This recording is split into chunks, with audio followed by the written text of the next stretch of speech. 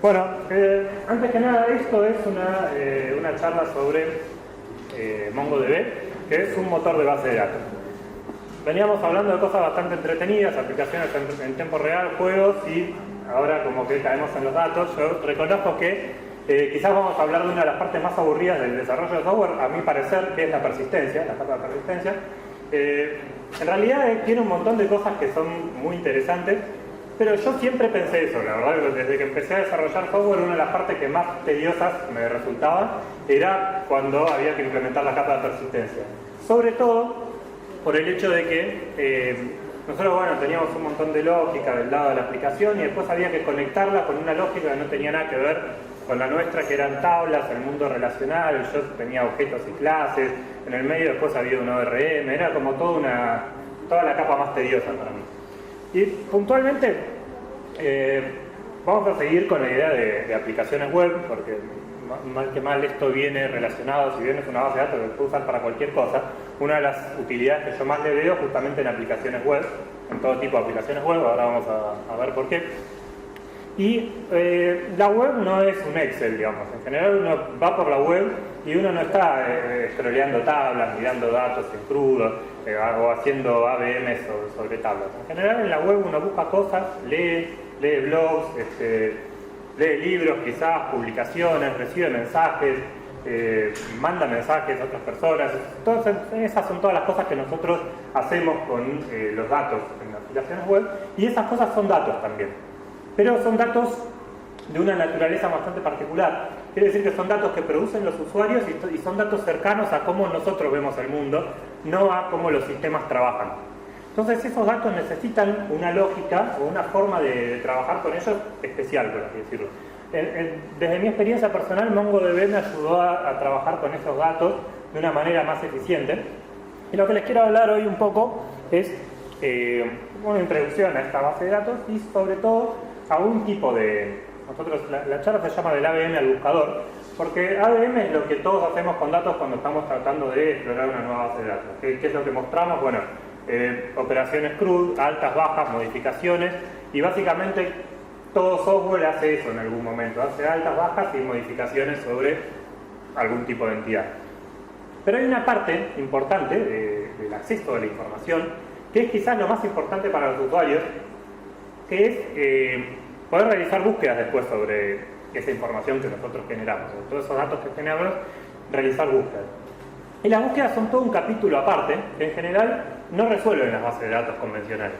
O sea, una base de datos convencional permite hacer un montón de queries, sobre todo una base de datos SQL, por ejemplo, permite hacer queries muy complejas y acceder a los datos de una de las formas más variadas que hay, pero en la práctica, si nosotros queremos llevar eso a un sistema online y queremos realizar búsquedas sobre datos de esta naturaleza de los que les comentaba, o sea, datos que son blogs, un artículo muy grande, un mensaje, ahí ya no basta con un where, no sé, name igual tal cosa, porque eso, digamos, no me traería nada. Yo estoy haciendo una búsqueda y escribo una frase, lo escribo mal quizás y pretendo obtener resultados. Esos son otro tipo de sistemas en general, no son bases de datos los sistemas que se encargan de ser motores de búsqueda y implementar motores de búsqueda de manera eficiente. MongoDB hace un poco de las dos cosas, sobre todo en las últimas versiones. Entonces lo que les quiero contar es un poco eso. Breve presentación personal, mi nombre es Ainu Jambo, trabajo como docente acá en esta facultad y además como programador y software architect en una consultora de software que iniciamos este año con unos socios. Pasamos adelante, porque esa parte no es la más importante. ¿Cuál sería como la pequeña agenda que tenemos para hoy? Tratando de no ser, yo siempre soy el que más se extiende con las horas, voy a tratar de, como ya nos extendimos un poco, de no demorar demasiado el momento del break. De lo que queremos hablar es, primero, ¿cuántos de ustedes ya saben lo que es MongoDB? Levanten la mano. Bien, hay bastante. Está bien. Vamos a hacer una pequeña introducción, digamos, a MongoDB, digamos, de para qué sirve, hablar un poco sobre los modelos de datos, pero muy por encima, y contar cómo son las operaciones CRUD, como para que se den una idea de los que no la conocen, de qué tipo de sistema estamos hablando. Muy bien, Y después vamos a pasar fundamentalmente al texto, que es eso de lo que les comentaba. ¿Cuáles son las problemáticas cuando queremos almacenar y después recuperar texto de manera eficiente? Y luego un pequeño demo también, si llegó, un pequeño buscador muy simple hecho con esta tecnología. ¿Qué es MongoDB? Entonces, MongoDB es una base de datos. Dentro de todas las bases de datos que existen, se ubica dentro del subgrupo de base de datos denominado NoSQL muchas veces, o base de datos no relacionales. Significa que la información no está almacenada de forma tabular, en forma de tablas con relaciones, como en muchas bases de datos, y eso no nos dice nada solo nos dice que no es SQL. Particularmente dentro de esa familia de NoSQL es una base de datos de tipo documental. ¿Cuáles son los conceptos generales de MongoDB? Tenemos la idea de base de datos. Existe una base de datos, igual que en un motor como Postgres o como MySQL o Oracle, podemos almacenar más de una base de datos en el mismo motor. Cada una de esas bases de datos, en lugar de estar dividida en tablas, como estaríamos acostumbrados en una base relacional, está dividida en colecciones. Y adentro de cada una de esas colecciones lo que tenemos es un documento, ¿sí? Ese documento no es un Word, digamos, un .doc, sino que es un objeto de tipo JSON. Algo parecido a eso que escribí, eso sería un documento válido. Y cada uno de esos, pueden verlo como un hash de clave y valor. ¿Alguien no sabe lo que es JSON? Bueno, hay algunos, está bien. JSON es uno de los datos, un tipo de datos que se suele usar, un formato que se suele utilizar más para transferencia de datos. Concretamente es JavaScript Object Notation y es una representación en forma de string de un objeto en JavaScript, pero que después resultó ser muy útil, que fue reemplazando al XML en aplicaciones de transferencia de datos. Cuando usamos transferencia de datos, JSON como es más fácil de parsear, terminó siendo, digamos, muy utilizado en ese ámbito, y en los últimos 4 años se empezó a usar también bastante como lenguaje de persistencia de datos también. Tiene esa forma que vemos ahí. Name y type serían campos y Mongo y DB values. Está dividido en campos y valores. El valor puede ser otro objeto, JSON puede ser un array con otros datos, vamos a ir viendo que puede ir teniendo distintos tipos de complejidad. ¿Qué casos de uso tenemos para MongoDB en general en la web? Básicamente se puede hacer casi cualquier cosa que se pueda hacer con una base de datos relacional, pero hay algunas cosas para las cuales las bases de datos relacionales son mejores. Justamente aquellos sistemas en los que es muy importante mantener una integridad referencial y que los updates entre las distintas información que maneja el sistema se hagan en el momento, y al mismo tiempo tenemos que tenerlo muy normalizado. Bueno, o sea, si estamos hablando de sistemas de ese tipo, en general caemos en una base de datos relacional, pero todos este tipo de aplicaciones, web apps, real-time analytics, REST services, sistemas de e-commerce, social networks, blogs, todo ese tipo de información le queda bastante cómodo a MongoDB para trabajar. MongoDB además entra dentro del paradigma de Big Data y tiene muchos sistemas, tiene muchas herramientas para poder escalar la base de datos de manera horizontal, levantar muchos servidores, replicar la información, dividir la base de datos y los datos en distintas instancias, y después tiene muchas utilidades para poder manejar eso.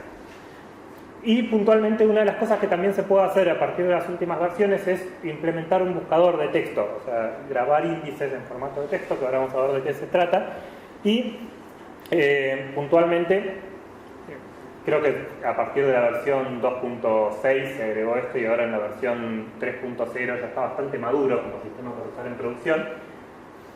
Usualmente nosotros cuando queremos hacer búsquedas de texto caemos en algún tipo de engine como Elasticsearch, Sphinx, que son sistemas especializados, son motores de búsqueda. Entonces lo que nosotros hacemos en un sistema es tener una base de datos por un lado en la que hacemos transacciones, y por el otro lado esa información está replicada mediante algún batch de mantenimiento en un motor de búsqueda que la indexa y después permite acceder a esa información de distintas formas. Eso es lo que de alguna manera se puede integrar en MongoDB. ¿Qué características tiene? Bueno, un poco lo que les contaba. Almacenamiento de datos en formato JSON. En realidad, en el disco no están en forma de string, sino que es una representación binaria que MongoDB inventa y certifica, que se conoce como Bison.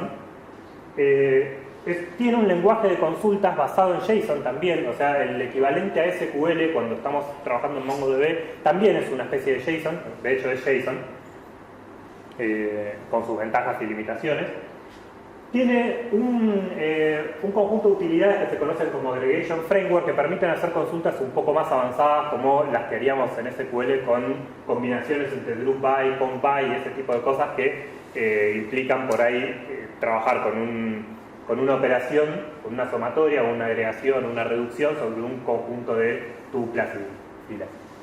Y soporta índices al igual que las bases de datos relacionales y índices especiales, por ejemplo, para manejar información geográfica o como los que voy a contar un poco hoy, para manejar texto. Y lo que les contaba de escalabilidad horizontal, soporta sharding y replication. Replication es levantar otro servidor con exactamente los mismos datos para alivianar la carga de peticiones, las lecturas, y sharding es dividir la información en distintos servers. Con un sharding yo lo que hago es particionar una tabla o una colección en este caso y tener parte de la información en un servidor y parte de la información en otra. Eso implica que en el medio tiene que haber algún agente que me permita inferir en dónde están los datos que se piden y que lo haga transparente para la aplicación. Eso MongoDB de alguna manera lo tiene. En resumen, les voy a ser sinceros, MongoDB no se destaca por ser el mejor sistema de software en ninguna de todas estas cosas que les mencioné. Quizás sí en almacenamiento de JSON, pero lo que tiene, que lo hizo muy popular y quizás una de las bases de datos más populares del mundo no SQL, es que tiene todas esas cosas en una sola solución, cuando quizás con otros sistemas tendríamos que recurrir a varios sistemas de software distintos para solucionar distintos problemas. Quizás, si me dicen de replication y sharding, quizás Cassandra es mejor, pero quizás Cassandra no tiene tan buen sistema de acceso a datos o tan buena API para acceder a los datos como el lenguaje de consultas que tiene MongoDB, que permite hacer casi lo mismo que se puede hacer con SQL, por ejemplo. Ese tipo de cosas. Bien. ¿Hasta acá quieren hacer alguna pregunta? ¿No? ¿Ninguna? Perfecto. Significa que más o menos se está entendiendo todo. Continuamos. Lo primero que hacemos cuando queremos trabajar con MongoDB es empezar a pensar nuestra aplicación y a definir el modelo de datos. A diferencia de una base de datos relacional, el modelo de datos no es independiente de los patrones de acceso a los mismos. O sea, yo en MongoDB primero pienso en el uso que les voy a dar, en el tipo de consultas que quiero hacer, en el uso que va a tener desde una aplicación particular, y después la base de datos se adapta a eso. No es que yo después desde mi código me adapto a lo que hizo el DBA con los datos. Las bases de datos relacionales se caracterizan por ser genéricas, ese es su objetivo. Las bases de datos no SQL, y particularmente las documentales, no es lo que buscan. Buscan optimizar optimizar el almacenamiento y el acceso a los datos en sistemas distribuidos para una determinada aplicación. Entonces, quizás si yo armo mi base para determinado tipo de casos de uso, los datos quedan muy cómodos, es muy eficiente y muy performante, pero si quiero introducir un caso de uso nuevo, esa nueva consulta ya no es performante con el modelo de datos así como está. Entonces, digamos, esas son las cosas que tenemos que tener en cuenta. Y una de las primeras preguntas que nos hacemos en MongoDB es si los datos los vamos a almacenar cuando... Yo no les conté, pero porque no era la idea ir por este lado, pero tener una base de datos no relacional, y en el caso de MongoDB significa que yo no tengo ni joins ni transacciones. Justamente porque joins y transactions son las cosas más complicadas de manejar a nivel distribuido. Entonces, esto es una base de datos pensada para sistemas distribuidos, por lo tanto, esas dos cosas se omitieron y por eso se eligió JSON como sistema de almacenamiento, porque al no tener joins me permite manejar la información. Por ejemplo, ahí ven que hay tags. Yo tengo un objeto que representa un blog y los tags los estoy almacenando dentro del mismo objeto como información que es propia del objeto. Si tuviera una tabla, eso tendría que ir a una tabla separada y ahí abrir un join. Como que así me estoy evitando ese join y puedo, digamos, tener esa transacción unitaria de ir a buscar los datos una sola vez. Acá vemos una relación, digamos, que está implícita. Si se fijan, ese user apunta a un ID que pertenece a otro documento. Tengo un documento que representa al usuario y tengo un post que representa una publicación, y esa publicación le pertenece de alguna manera al usuario. Esa relación es completamente implícita para MongoDB, no sabe nada sobre las relaciones de una aplicación. Entonces yo puedo tomar la decisión de, digamos, de alguna manera registrar que existe esa relación usando esa referencia, lo que me implica tener que hacer dos queries, como mínimo. Porque primero pido un documento y recién ahí tengo el ID y voy a pedir el otro. En general, yo trato de evitar ese tipo de situaciones. Porque lo que más tarda, digamos, en acceder a MongoDB es justamente la petición, digamos, de red. Entonces, la otra opción es usar la forma embebida. ¿Sí? La forma embebida implica una redundancia de información que después yo voy a, de alguna manera, tener que mantener. Este es el patrón más usado en MongoDB en general. Pero eso es porque sabes que solamente vas a necesitar el nombre. Por ejemplo, pero quizás el objeto user podría ser un poco más grande y quizás yo necesite algo más que el nombre, pero me guardo solo lo que necesito para el listado. Digo, yo en el listado voy a mostrar, no sé, el nombre y el email, entonces me uso redundancia y embebo en el documento del post esa información particular. Entonces, yo cuando tenga que armar el listado, me voy a traer solamente, en MongoDB se trata de que cada caso de uso tenga una sola petición. No necesariamente que represente un solo objeto, pero sí que yo hago una petición y con eso resuelva quizás ese caso de uso puntual o esa consulta. Entonces, ¿qué pasa con esta cuestión? Bueno, que acá intervienen después en la dinámica de la aplicación una serie de cuestiones que tienen que ver con qué pasa si el usuario actualizó. Bueno, en este caso, si es solo el username, quizás eso no se va a actualizar y no tengo ningún problema. Pero si fuera otra información, por ejemplo el nombre, que el usuario lo cambió, ahí yo puedo llegar a lidiar con lo que en MongoDB se llama consistencia eventual. O sea, en algún momento eso se va a actualizar y va a ser consistente, pero no necesariamente sea inmediatamente como una base de datos SQL. Entonces será cuestión de evaluar en cada aplicación qué tan grave es que si el usuario actualiza parte de su información, eso no se vea en todos los comentarios que hizo. ¿Es importante cómo hacer? ¿Tienes que actualizar toda la...? Si es importante, si es crucialmente importante, tenés dos opciones. O no usás este tipo de sistemas, usás el sistema embebido. El de referencia, el anterior. Entonces, si es así, vos tenés eso, te haces la segunda petición y listo. Si es crucial para determinado tipo de información. Si no es crucial, por ejemplo, en Gmail, cuando vos, no sé, actualizás tu imagen de perfil en Google+, después entras en Gmail y no viste ni de casualidad la imagen actualizada, capaz que lo ves a unos días.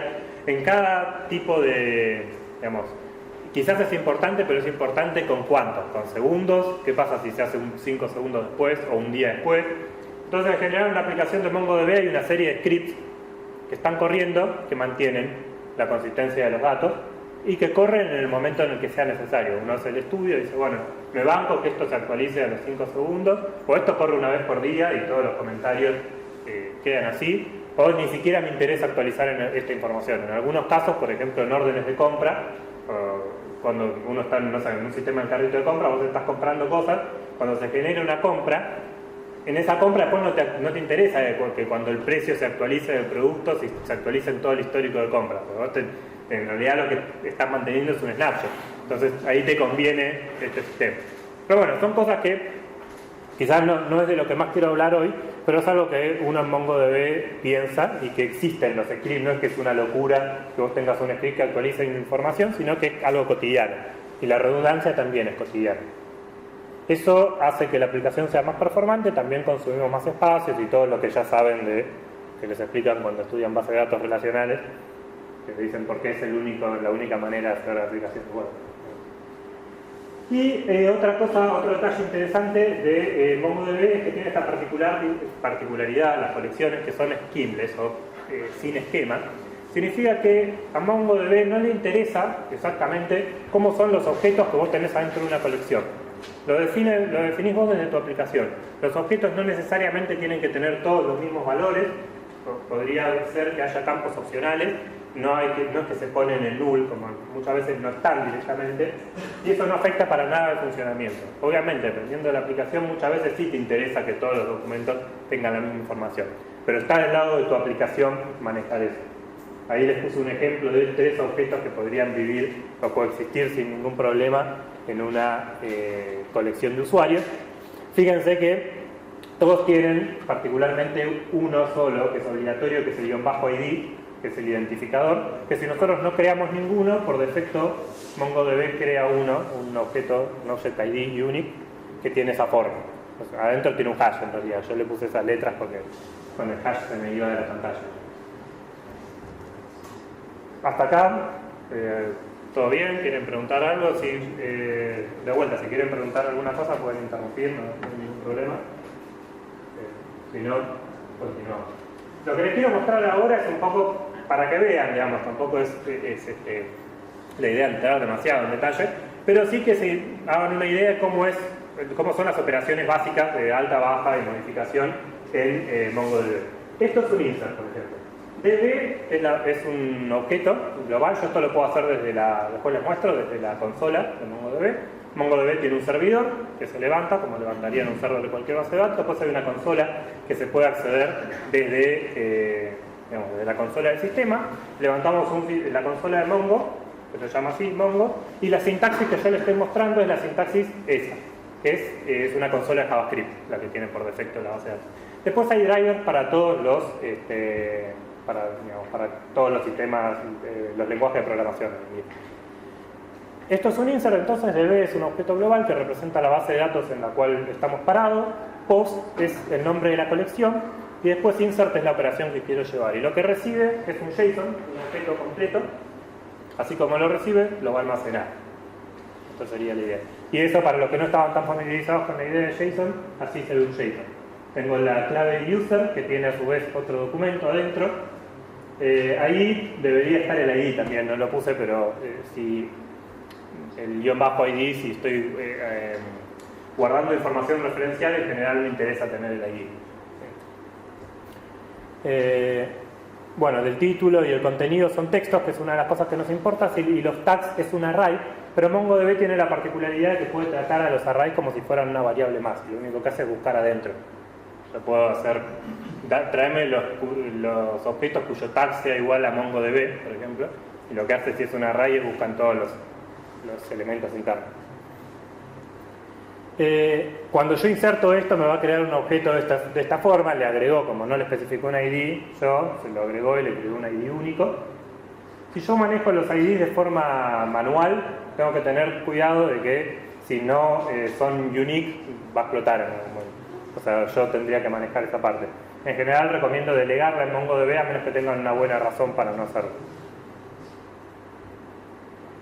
Un update tiene esta sintaxis y se divide en dos partes, tiene dos argumentos. El primero es una query y el segundo es la información a actualizar. Podría ser todo el objeto, en este caso le estoy diciendo con el primer parámetro, que es el primer JSON, que me traiga el objeto cuyo ID sea igual a ese ID, y en el segundo parámetro, ¿qué es lo que tiene que actualizar? El title, cambiámelo y ponémelo con MongoDB 2 puntos de introducción. Remove, entonces, tiene esta forma, también es muy parecido al update. El primer parámetro siempre es una query.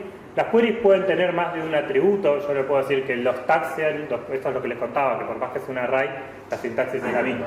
El tags, 2 puntos MongoDB, me va a traer todos los tags que tengan MongoDB definido. Y podría decir que los tags sean MongoDB y que el título sea tal cosa, y voy poniendo en forma de clave y valor los parámetros de filtro. Todos los posts que tengan tags serían MongoDB. Sí, exactamente.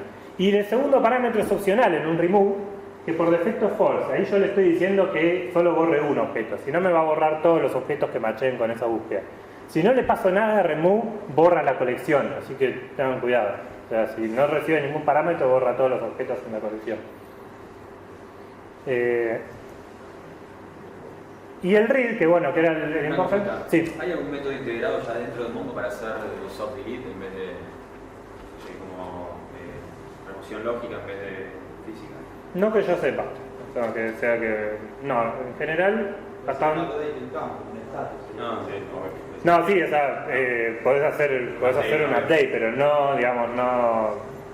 En principio sí, sería tan simple como meterle un update, pero no hay un objeto, hay un método que yo sepa que te lo resuelva solo. Tendrías que manejarlo vos desde la lógica de tu aplicación. Bueno, esto entonces es un find, que fíjense que la sintaxis inicial es igual, pero el find es mucho más complejo. O sea, dentro del find y ese objeto JSON que recibe como query, lo que hace es darme un montón de opciones para poder hacer queries muy similares a las que yo podría hacer en SQL. Por ejemplo, tenemos for, and, operadores como mayor a, menor a. No hace falta que yo le diga esto es solamente este valor.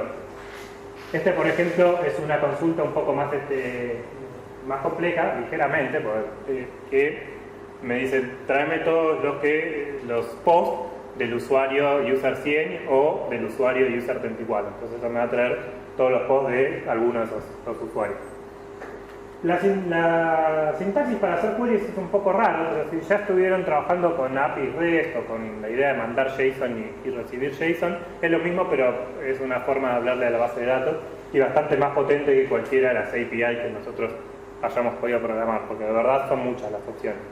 Y si nos quedamos cortos, tenemos el Aggregation Framework que trabaja con una serie de pipelines transformando los resultados antes de devolverlos. Sí. De hecho, para JavaScript, Mongoose se llama, que es el más usado. No es un ORM, sino que sería un ODM, porque lo llaman ODM porque es un Object Document Mapper. El objeto a mapear sería un documento en vez de relacionar a una tabla, y lo que hacen esos es abstraerte de las queries necesarias para hacer las operaciones básicas de CRUD. O sea, vos desde el objeto puedes hacer delete, el objeto.delete, el objeto.update, y te abstraen un poco de eso. Sí, existen, y también para .NET, para PHP, creo que para la mayoría de los lenguajes hay. Yo trabajé particularmente con Mongoose, que es el más popular dentro de JavaScript. Bien, esta entonces es una query. No los voy a aburrir mostrándole todas las posibles queries porque, digamos, no va, pero sí hay en la página de MongoDB tienen unas que se llaman como cartas de referencia, cards, no me acuerdo el nombre bien que les habían puesto, que tienen como un mapeo entre consultas en SQL y cómo se hacen en Mongo. Para los principiantes está bastante bueno. Ahora sí, vamos a ver un poco. Me gustaría tener mi botella de agua. Siempre quedo dormido.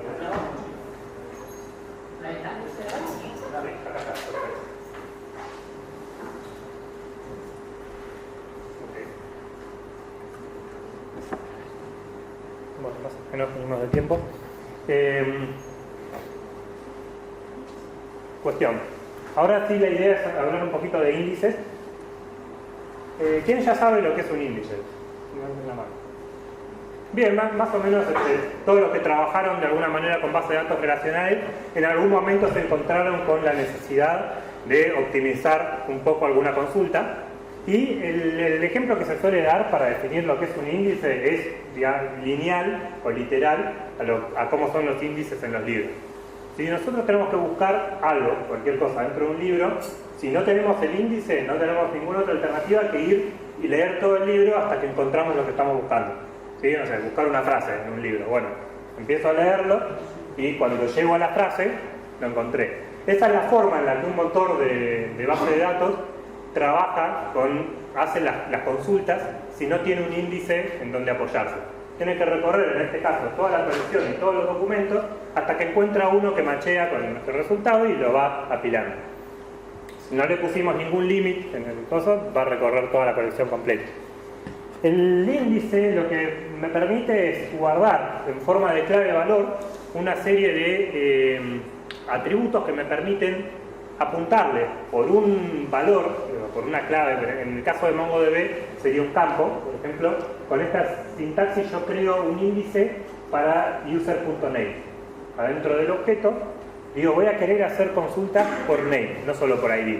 Por defecto solo existe un índice por ID.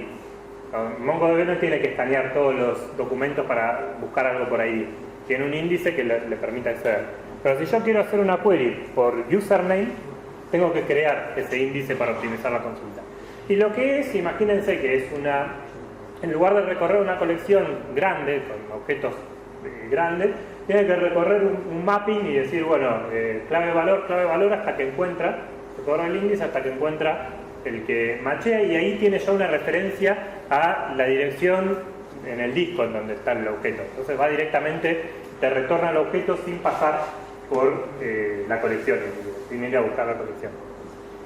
La relación entre una query con índice y sin índice es realmente muy diferente. La analogía con el libro es real. O sea, sin el índice no podemos buscar en un sistema en producción. Y el índice tiene una contracara, o tiene una problemática que ralentiza un poco las operaciones de alta, baja y modificación. Porque cada operación que yo hago implica que actualizar el índice también. Entonces no podemos zarparnos demasiado con la cantidad de índices. MongoDB tiene un límite, no sé, creo que son 30 y pico, pero en general uno no querría tener más de 2 o 3 índices por colección, dependiendo también mucho de la aplicación y del caso de uso. Y porque después esos índices hay que mantenerlos. Además de que ocupan lugar, tiene cierta penalización en el tiempo que tarda en hacer una inserción. Esta entonces sería la sintaxis básica para crear un índice. Como es un JSON, no le puedo pasar directamente el nombre. De todos modos, ese segundo parámetro, el 1, me sirve para decir el orden en el que quiero indexar las cosas, porque los índices tal vez también se utilizan en las operaciones de ordenamiento.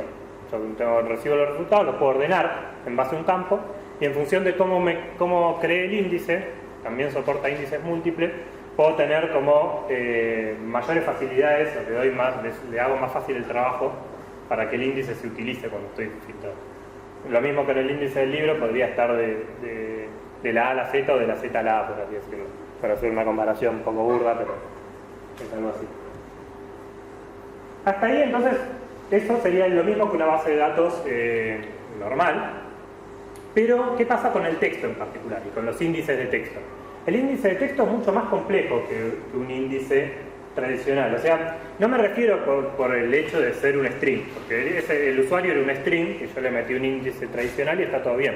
Pero ¿qué pasa con ese índice? Cuando yo hago una query, la única forma de que yo tenga resultados es escribir exactamente el nombre del usuario. Si yo escribo el nombre del usuario con una letra menos, no obtengo nada. Si escribí el nombre del usuario en el medio de una oración, no obtuve nada. Entonces, puede ser útil para un nombre de usuario, pero definitivamente es muy poco útil para el título de un post, por ejemplo. Ni que hablar de la descripción. Entonces, esos son los problemas que resuelven los motores de búsqueda, generalmente, que indexan el texto de distintas maneras para que sea, después yo pueda hacer búsquedas por frases o distintos tipos de búsqueda, que son las cosas que hace Google y, los motores de búsqueda tradicionales. MongoDB no llega a ser Google, obviamente, pero implementó estas dos cuestiones. Text indexes y el operador text a partir de la versión 2.6. Y ahora les voy a contar un poco de qué cosas permiten estos índices. En principio, cuando indexamos texto, hay algunas cosas algunas problemáticas que hay que tener en cuenta, que son que el idioma importa, en un texto real, importa el idioma, porque tenemos estas dos cuestiones, las stop words y la cuestión del stemming. Stop words o palabras vacías son palabras que pueden meter mucho ruido en una búsqueda y afectar mucho al peso del resultado y no aportar absolutamente nada. Por ejemplo, preposiciones, artículos, de, la, y casualmente ese tipo de palabras vacías dependen del lenguaje. Entonces, si yo quiero un motor de búsqueda que soporte la omisión de este tipo de palabras, tiene que soportarlo para determinados lenguajes. Esto es algo que tienen los índices, que implementan los índices de MongoDB, implementan stop word. Y el stemming tiene que ver con encontrar la raíz de una palabra. Si yo estoy haciendo una búsqueda de, y escribo primer paso, y tengo un documento que se llama Primeros Pasos con MongoDB. Me gustaría devolverle ese documento al usuario, porque está bastante cerca de lo que buscó. Entonces, él escribió primer paso y yo tengo uno que dice primeros pasos. Eso con expresiones regulares lo podría llegar a sacar, pero no al revés. MongoDB, no les conté, pero soporta expresiones regulares en el igual. En vez de ponerle un string, le puedo poner una expresión regular. No se recomienda en producción porque es bastante lento, pero además seguimos teniendo esos problemas. O sea, si yo escribo en plural, la expresión regular no va a retroceder al singular. No es trivial eso, en general no. Entonces, Stemming lo que hace es eso. Para cada lenguaje busca este tipo de relaciones entre plural y singular y trata de encontrar una raíz de una palabra válida y devolver ese retorno, por ejemplo, no sé, en esto que les contaba. Un primer paso y primeros pasos podrían ser dos resultados válidos para la misma búsqueda. Los idiomas que soporta MongoDB para sus índices son varios. O sea, yo creo que cualquiera de las aplicaciones que queramos hacer, pero estos son a la fecha, se van a ir implementando más. Lo importante es que tenemos español, inglés, portugués, y creo que con eso más o menos estamos para la mayoría de las aplicaciones que podemos llegar a necesitar hacer. ¿Cómo se crean los índices de texto en MongoDB? La función que crea el índice es la misma, pero la información que le pasamos es más. Yo acá estoy creando un índice en 3 campos, en el campo title, en el campo content y en el array de tags. Porque yo, todo eso que está ahí adentro de alguna manera es texto, incluidas las etiquetas, entonces me interesa indexar todo eso.